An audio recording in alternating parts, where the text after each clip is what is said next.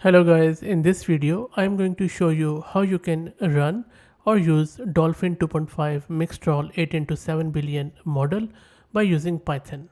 I am using Ubuntu operating system, but you can use any operating system where Python is installed and you have a GPU, or even it would run on CPU because I am going to use a quantized version. Also, there are few prerequisites which you need to fulfill. So let me show you. So let's go to our terminal, and as I said, I'm using Ubuntu here. So first thing you need to make sure is that you have transformers installed, PyTorch installed. And if you don't know what your PyTorch version is, let me give you a quick command to check your uh, PyTorch version. So this is a command which I use normally to check my CUDA and PyTorch. And let me clear my screen, and let's go to Python compiler. Just simply say import torch and then display the torch version. So you can see my torch version is 2.1.2 and I'm using one GPU in this host. Okay, that's good. Now let me clear my screen.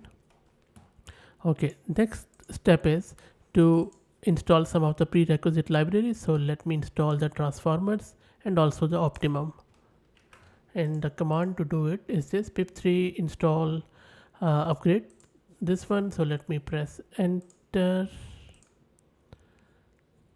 So you can see that it is cloning it and then it is resolving the dependencies and installing it. So let's wait for it to finish. Shouldn't take too long. It is now building the wheels. So that is installed now. Let me clear my screen. Secondly, we need to install the AutoGPT because we are going to use Block's quantized version for this model. If you have already installed it, let's uninstall. It's not installed, so just that is okay. Now let's clone that GitHub repo because we are using PyTorch 2 and we need to compile this GPTQ from the source for this PyTorch 2. That is one of the requirements we need to meet. Let's cd to it, and now also install all the requirements and let's wait for it to finish. So you can see that AutoGPTQ is installed. Let me clear my screen. So these are all the prerequisites which we needed to run. And now let's fire up the Python interpreter and try to run our model. We'll first download it. So first I'm importing all the libraries from transformers which are needed. That is done. That is great. Okay, in the next one I'm just going to specify my model name, and for this one, as I mentioned, I'm using the quantized version from Block from Hugging Face. Press enter, and now simply use the proper branch of it to use our model.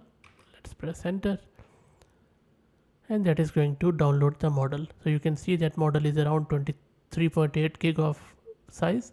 So make sure that you have that much disk space on your system. So let's wait for it to download.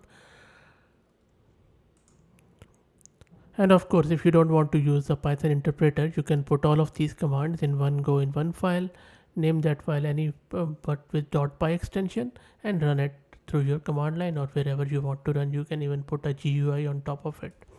But I have found out that this is a bit quicker to run to show you. Okay, let's wait for it to finish. As you can see here, the ETA is around just over 1 minute. The tensors have been downloaded. Let's wait for the control to come back. So bad luck. It was downloading it and it was at the very end, but it has failed because of the memory.